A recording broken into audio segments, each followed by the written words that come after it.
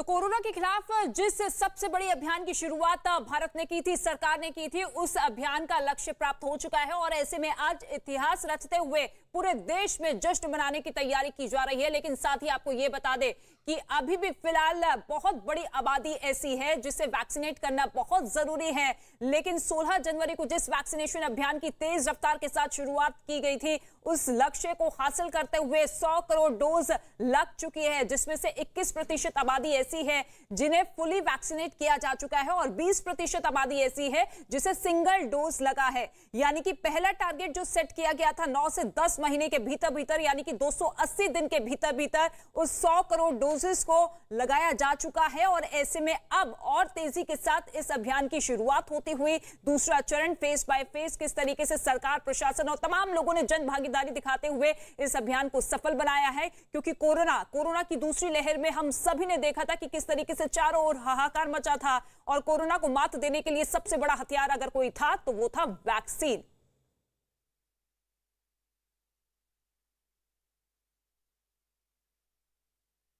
और इसके साथ ही आपको यह बता दें कि देश में 100 करोड़ डोज लगने के ऐतिहासिक मौके पर प्रधानमंत्री नरेंद्र मोदी ने ट्वीट किया है। उन्होंने ट्वीट में लिखा कि हम भारत के विज्ञान की जीत और 130 करोड़ भारतीयों के एकजुट और साहसी प्रयास के साक्षी बने हैं। भारत को वैक्सीनेशन की 100 करोड़ डोज पार करने के लिए बधाई। डॉक्टर्स, नर्सों और उन सभी का धन्यवाद जिन्होंने इस टारगेट को पाने के लिए काम किया है। तो सभी को शाबाशी देते हुए प्रधानमंत्री नरेंद्र मोदी, इससे पहले वो तस्वीर भी हमने आपको दिखाई दी जब वो आरएमएल अस्पताल पहुंचे थे।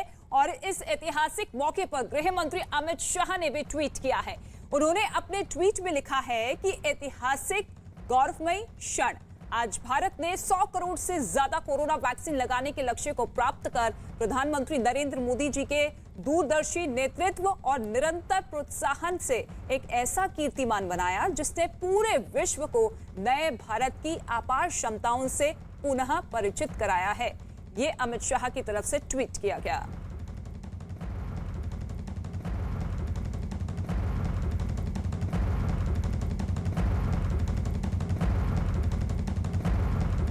और साथ ही आपको बता दें कि भारतीय रेल ने भी देश में 100 करोड़ डोज लगने के इस ऐतिहासिक मौके पर रेलवे स्टेशन पर अनाउंसमेंट की है। रेल मंत्री अश्विनी वैष्णव के मुताबिक कोरोना के खिलाफ लड़ाई में पीएम मोदी की पहल के साथ ही सारा देश एकजुट हुआ और 100 करोड़ का आंकड़ा पार करने में अहम भूमिका निभाई। हमारे साथ रेल मंत्री अश्विनी वैष्णव हैं जो कि रेल कर्मचारियों का उत्साहवर्धन करने भी आए हैं और एक जो यहाँ पर फ्लेमलेस पेंट्री कार बनाई गई उसके इंस्ट्रक्शन पे भी आए हैं। सर, आज का दिन बहुत बड़ा दिन है, 100 करोड़ डोजेज पूरा होना, किस तरह से ये उपलब्धि देखते हैं? आपके रेल कर्मियों का भी बड़ा योगदान रहा है।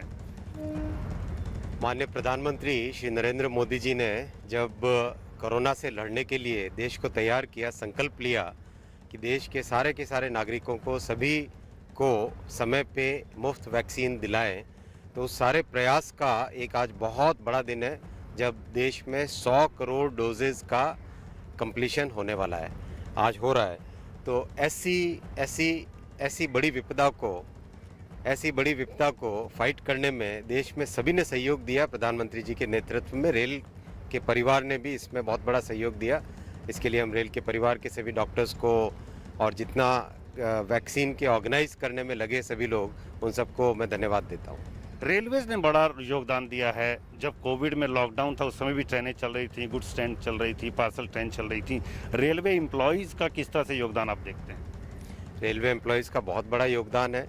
जब मुसीबत का समय था हम सब के सब उठ के खड़े हुए और एकदम एकजुट होकर जो भी ज़रूरत हुई, चाहे ऑक्सीजन हो, चाहे वैक्सीन सही समय पे पहुंचानी हो, चाहे लोगों को समय पे लेके जाना हो, सब के सब हर एक काम में रेलवे ने बहुत बड़ा योगदान दिया। आज एक अनाउंसमेंट भी शुरू कर रहे हैं 10 बजे के बाद, या 100 करोड़ डोज जब पूरा हो जाए उसके बाद रेलवे प्लेटफॉर्म पर। इसका क्या मकसद? उत्साहवर्धन करना आपके रेल एम्प्लॉयज़ का या हेल्थ वर्कर्स का, और क्या चाहते? प्रधानमंत्री जी के संकल्प का, देश के संकल्प का 100 करोड़ पूरा होना एक बहुत बड़ी बात है। इसीलिए सबको और आगे इसी क्रम में मेहनत करते रहें, 100 से और आगे ऊपर जाना है, यही संदेश है। तो इस लक्ष्य को हासिल करने के लिए जन जन की भागीदारी बेहद ही महत्वपूर्ण रही। इस वक्त लाल किले से मेरे सहयोगी रवि इस वक्त हमारे साथ मौजूद है। रवि, देखिए, प्रधानमंत्री नरेंद्र मोदी ने भी ट्वीट के जरिए साफ कहा कि ये सामूहिक भावना की विजय है।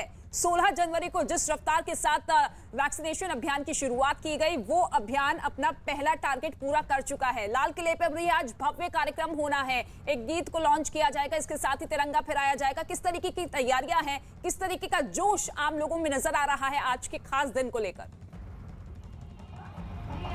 जोश बेहद है। जोश यहाँ पे सबसे पहले तस्वीरें एक बार दिखाना चाहेंगे कि ये जो मंच है, यहाँ पर स्वास्थ्य मंत्री मनसुख मंडाविया अब से थोड़ी देर के बाद में पहुंचेंगे। एक ऑडियो वीडियो सॉन्ग भी लॉन्च किया जाएगा और ये खास तौर पर वैक्सीनेशन अभियान जो लगातार चलाया जा रहा है 16 जनवरी से उसको ध्यान में रखते हुए बनाया गया है।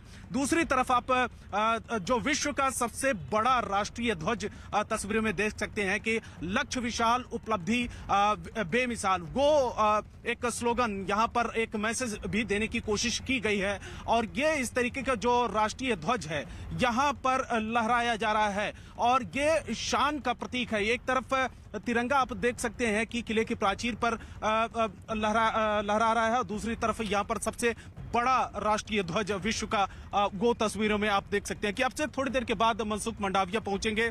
16 जनवरी से ही इसकी शुरुआत हुई थी दिल्ली के एम्स से और जितने भी बड़े कार्यक्रम हुए हैं वैक्सीनेशन को लेकर, चाहे ये सफाई कर्मियों का उत्साहवर्धन करना हो, चाहे ये स्वास्थ्य कर्मियों से मेल मुलाकात करनी हो या फिर उनको एक तरीके से ये कहना हो कि ये वैक्सीनेशन जो अभियान है आम लोगों के लिए है, लोगों के जीवन के लिए है, लोगों की जिंदगियां बचाएंगे।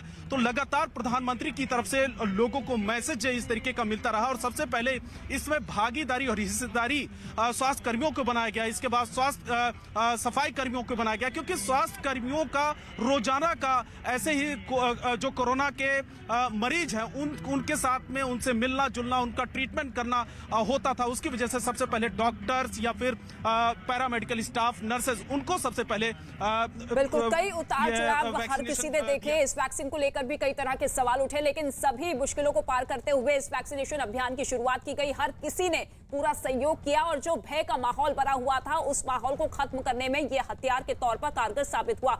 लेकिन आपको बता दें कि नीति आयोग के सदस्य वीके पॉल ने इस ऐतिहासिक लक्ष्य को पाने में देश के लोगों का धन्यवाद किया है।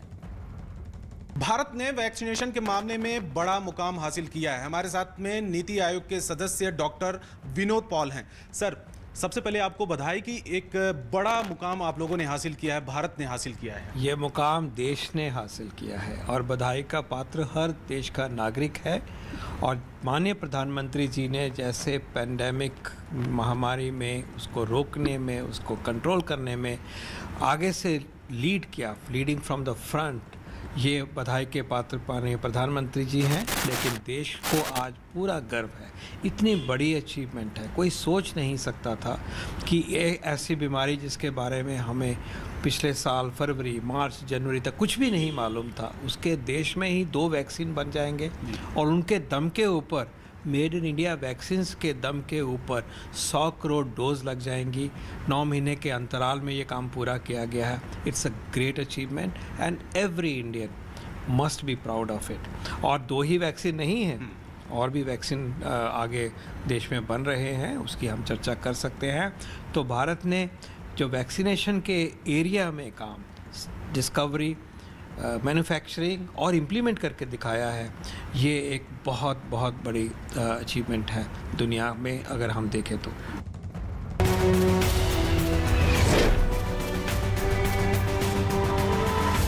बताने वाले विदेशी